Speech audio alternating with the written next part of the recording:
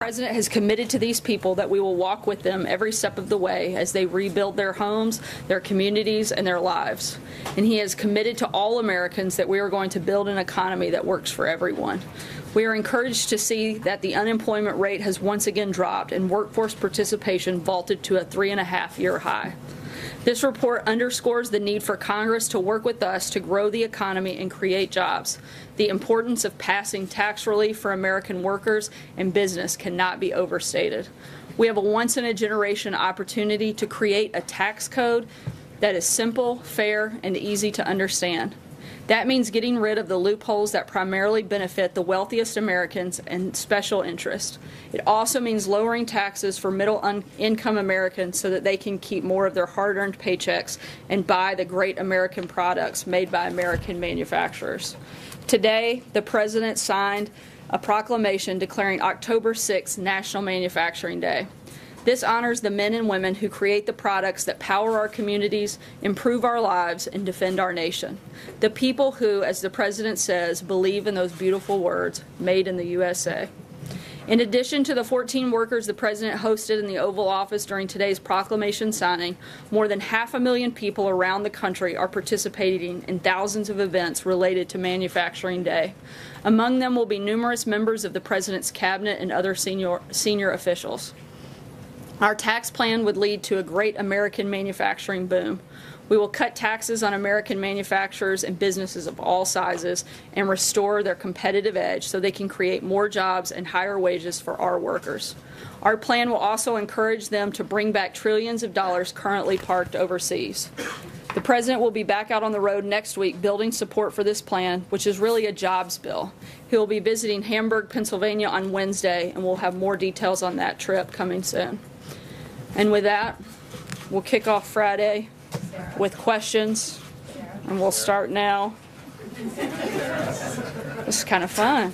We should do this more often, not just save it for Fridays. John Decker.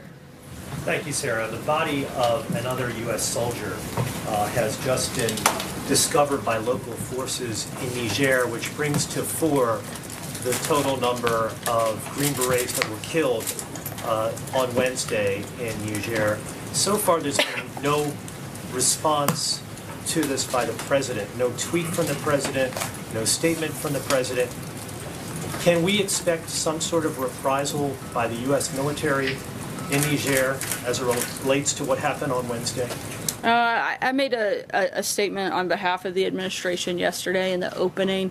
Obviously, any time one of the members of our great military are injured, wounded, or killed in action, that is certainly something that we take very seriously. Our thoughts and prayers are with those individuals. We're continuing to review and look into this, and as we have more details, we'll certainly let you guys know. Cecilia. Thanks, Sarah. Can you clarify the President's comments? Was he referring to military action when he said calm before the storm?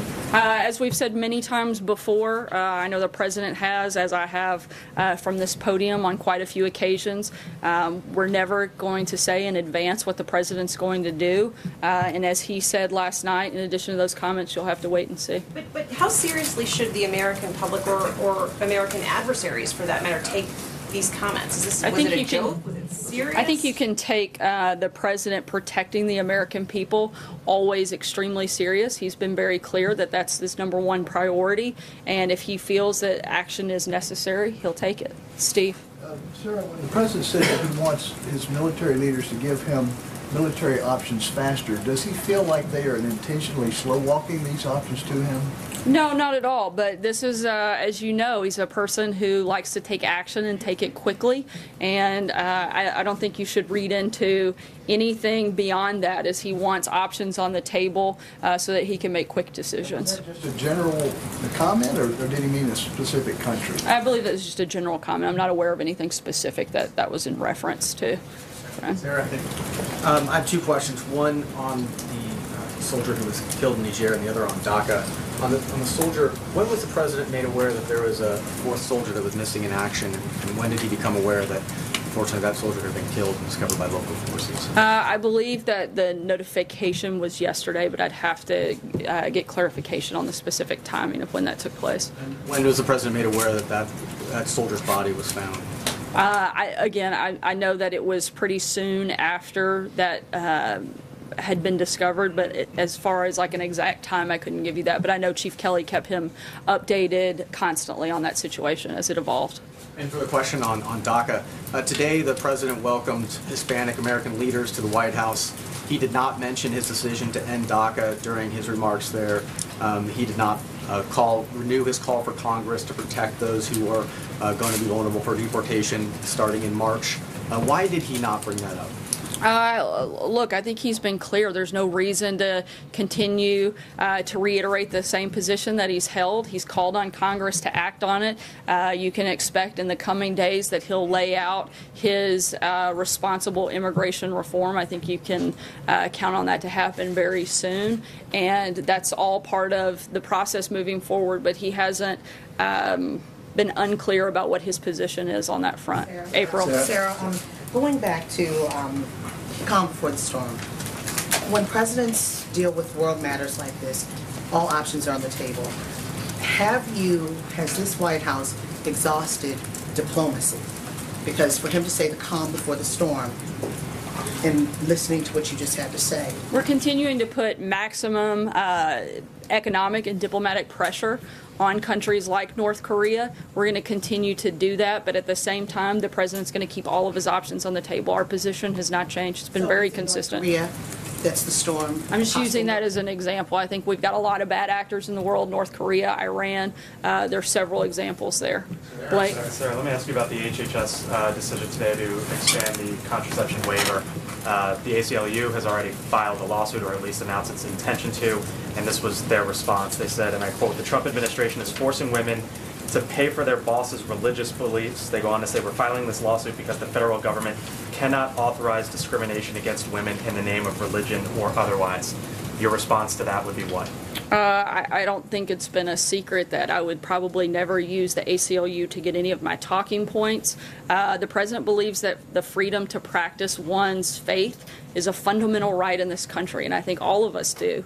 And that's all that today was about. Our federal government should always protect that right, and as long as Donald Trump is president, he will. So then in not responding to the ACLU, what would you say maybe to the women out there or to the families out there who now have to pay more out of their pocket to get contraception coverage that they choose and that they desire? This is a president who supports the First Amendment, supports the freedom of religion. I don't understand why that should be an issue. The Supreme Court has validated this decision, certainly many times over, and the president is somebody who believes in the Constitution. If people don't like what the Constitution says, they should talk to Congress about changing it. Hallie. I want to follow up on that. I've got another for you. Given the lawsuits that the ACLU has already filed, said it would plan to file, is the administration prepared to defend this contraceptive mandate rollback all the way to the Supreme Court if need be? The Supreme Court's already made clear what their position is, and it supports what this administration has done. There will be a legal fight that escalates to the Supreme Court. I think if it does, it'll show that this administration is on the right side of the law. And then my question, Sarah, was just on the calm before the storm issue again, because if the president wants to preserve... Why wouldn't we ask the same question? Well, it's a different question. It is Friday, so I thought maybe we'd change it It's up. actually a follow-up, because if you said the president wants to preserve an element of surprise. So if he wants to preserve an element of surprise, why would he dangle hints about his actions in the first place? I don't believe he did. Matthew. You'll find out and brought up a calm before the storm. So he unprompted. He didn't talk about any specific actions at all. Matthew. If I could ask two questions. First, following up on the HHS change, does the White House have any estimate of how many people could lose access to birth control under this change? I'm not aware. I'd refer you to HHS for specifics on that data. Just a quick follow-up on a different topic. The president repeated earlier today that the U.S. is the highest taxed nation in the world. That's not true. So why does he keep making that statement? Why does he stick to that talking point? I believe there are specific sectors within the country that are among the highest taxed in the world, and we'll be happy to provide. We'll be happy to provide that data to you, John. Thank you, Sarah. I have two questions. First, there's been rumors that Prime Minister CHRİS of Greece will come here on the 17th meet with the president, and then meet with the vice president on the 18th, and we've had no confirmation. Is the prime minister invited, and is he coming to meet the president and vice president? He is, and I believe that date is correct. The 17th, I believe that he'll be here on that date. The other thing is that the administration has had a vacancy without a permanent Secretary of Homeland Security for 2 months, which is a record for that position not operating with a permanent secretary. Are we going to have an announcement on a choice of a permanent secretary within days, next week perhaps? And rumors are consistent, he will make Elaine Duke the permanent secretary and send her appointment up. True or false? I'm not going to get ahead of any announcement that the president may make about a permanent person, but I will say that acting Secretary Duke is very competent and has managed the Department of Homeland Security very well in a very tough and trying time given the hurricane season that we've had, and certainly have not wanted to make big shifts in leadership during this time. And while there's so much going on there, in terms of a timetable, we'll keep you posted when we have an announcement on that front. Opinion too, right? I'm sorry? That's what you just said about Secretary Duke. The testimony you gave is the president's opinion of her as well. Yes, he's happy with the job that she's done as the acting secretary. Jordan? Thanks, Sarah. Senator Cornyn said that the immigration principles that are being floated out there would be harmful to the DACA negotiations. He believes that DACA should be kept separate from any discussion about legal immigration. What is the White House response to that? I mean, are you guys committed to attaching legal immigration to the DACA debate? We want to make sure that whatever we put forward is a responsible immigration reform. That's not one piece of this process dealt with separately. We need to make sure that we're addressing all the problems so that we're not dealing with this again in 2, 4, 5, 6 years, but that we're putting forward a very thorough and full plan. And that's what you're going to see coming from the administration in very short order. Fred? Oh, thanks, sir. 2 questions. First, does the White House have any view on the CFPB rule on payday lending? Not that I'm aware of. I'd have to check on that and circle back with you, Fred. And just to follow up on that topic, there have been some House Republicans who believe that there's already cause for firing Richard Cordray, going back to his handling of the Wells Fargo case. Why hasn't the president taken action? I mean, does he approve of the job that Cordray has done so far? When we have any personnel announcements on that front, we'll certainly keep you guys posted. That's 2 already. I'm going to have to move on. Margaret, sorry. Two quick questions for you. One, there have been some rumors about the future of Secretary of State Rex Tillerson today. Can you continue to say the president remains confident in him as Secretary of State? He does. As he said yesterday, or 2 days ago, as I said yesterday, nothing has changed despite what you may read in the media or watch on TV. I would certainly trust the president in my comments far above those of other reporters. And I want to ask you, the president, words matter. The president can move markets. He can cause miscalculation when it comes to adversaries. In the context of the questions asked of you today, when you've been asked of what he meant by calm before the storm, you've mentioned North Korea, you've mentioned Iran. There's the implication that there is some kind of military action. There was some sort of forecasting there. Can you clarify if we are interpreting things correctly? I haven't been specific about anything. I've also talked about the fact that we're continuing to put maximum economic and diplomatic pressure on countries like North Korea. I'm simply saying that all options are on the table as they have been, and we're not going to announce what actions we'll be taking until that moment comes. Why did he say that? Sarah, can you be more specific about the president's position on bump stocks? Would he be open to legislation clearly banning them? As I said yesterday, we want to be part of that conversation. We want to gather more information. We're going to continue to do that over the coming days, and that's the current position. It hasn't changed since yesterday. Thank you, Sarah. 2 questions, if I can. Why not? I asked you about Senator Corker a few Just weeks not 3. back. 2's the limit. Just 2. I asked you about Senator Corker and some of the comments he made a few weeks back. Earlier this week, he said that Secretary Tillerson, Secretary Mattis, and General Kelly are basically what's keeping the country separated from chaos, and he said that there are other people in the White House that aren't, putting forth policies in a coherent fashion. Do you have any response to Senator Corker's statement? Look, I think that the president is the one that's keeping the world from chaos. He has an incredible team around him that's helping him lead that effort, and he's had tremendous accomplishments on the international stage by working with allies and confronting enemies. We're going to continue doing that. We're going to continue doing that as a team with the president leading that effort. Is General Kelly helping to lead that effort? Is General Kelly? I'll come back to you. We have time. Getting back to these calm before the storm comments, I wanted to ask you about that in a different way. There's a theory in Washington, and forgive me if you've been asked about it before, that the president subscribes to this madman theory, that if he makes a lot of unsettling, off-putting comments that sort of throw people off, that he likes to keep his adversaries guessing. That's sort of the point of making comments like calm before the storm and so forth. What is your sense of that? Is there anything to that? I think the president's addressed this himself. He certainly doesn't want to lay out his game plan for our enemies. So if you're asking, is the president trying to, do that? Absolutely. I mean, I don't think I don't think that that's a secret. I wouldn't say necessarily that he's trying to throw people off, but he's not trying to broadcast or telegraph his exact actions. I think we've seen what a failure it is when an administration does that, and this is a president who's going to do it differently and do it better. Just a quick follow-up on that. So when people when they sort of catch their breath in this town, when they sort of hold their breath in this town, when he says something like that, you have a smile on your face. I mean, is that somewhat satisfying? No, I just picture people in this town actually holding their breath. That might be a welcome surprise for most of America. Go ahead. Sarah, just one more thing I want to pick up on what Margaret was trying to get at, I think, is let me put it to you this way. Can you exclude the possibility that the president was actually just being mischievous?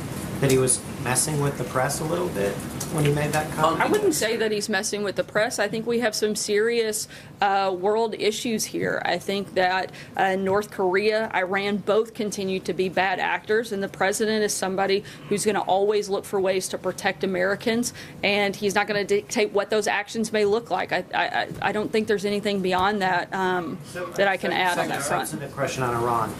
A couple days ago, Senator Tom Cotton gave a speech in which he said he believes the best outcome for the Iranian nuclear deal would have it to be referred to Congress, but rather than have Congress reimpose sanctions, which he called a backward-looking step, we would use this period of 120, 90 days to renegotiate several terms of the deal. Does the White House think that that sounds like a plausible, like a good way to deal with the Iran nuclear deal? I'm not going to get ahead of the president's announcement on the decision that he has. What I can tell you is the president isn't looking at one piece of this. He's looking at all of the bad behavior of Iran, not just the nuclear deal as bad behavior, but the ballistic missile testing, destabilizing of the region, #1 state sponsor of terrorism, cyber attacks, illicit nuclear program. He wants to look for a broad strategy that addresses all of those problems, not just one-offing those. That's what his team is focused on, and that's what he'll be rolling out to address that as a whole in the coming days. Steve? Follow up on that. Is it the president's wish that Congress reimpose sanctions on Iran for those bad acts you're talking Again, I'm not going to get into the details of what the president's decision is until he makes that later in the week. Another question about Cuba, Sarah. Sarah, about Cuba. Our CBS News reporting today has taken the story to a new level. There are now Americans who do not work for the government who are saying that they're subject to these health attacks. The State Department is telling us that there are a handful of Americans who have reported these symptoms. What's going on here? How is the White House viewing this? How are we going to get to the bottom? Something we take extremely seriously. We're continuing to investigate. The State Department is taking the lead on this effort, and we're going to continue looking into this until we get some real answers. I'll come back. Just to drill down a little bit on what you said yesterday about the press, saying that we owe it. I don't think anybody disagree that we should be as accurate, fact-finding as possible. But to flip it, do you and the president believe the president has a responsibility to be as truthful and honest with us as possible? Has he done it? And for those surrogates who have used your terms, alternative facts, would they then not do that? Absolutely. I think we all come here every day and do our very best to give you the best and most accurate information that we possibly can. April? I think so. Okay, going back to the answer about leadership, the president's leading, is Is General Kelly part of that leadership team with the president as he's leading in this White House? Absolutely. Does the president have confidence in General Kelly? Absolutely. And if today is Friday, could we expect a resignation today from anyone? I don't think so, April. David? Thank you, Sarah. Since we last heard from you, the film producer Harvey Weinstein has become the subject of some very serious sexual harassment allegations. And there's building pressure among Democrats who received campaign donations from him to send the money back. And I note that this particular producer was very critical of the president during the campaign and suggested that Latinos in Hollywood would be deported if he were elected. Does the president support the idea that Democrats who got donations from this person should send the money back? I think it's a decision for those individuals to make. Whether or not that's money that they want to take, that's up to them. That's certainly not a decision for us to make. And one more, I'm sorry.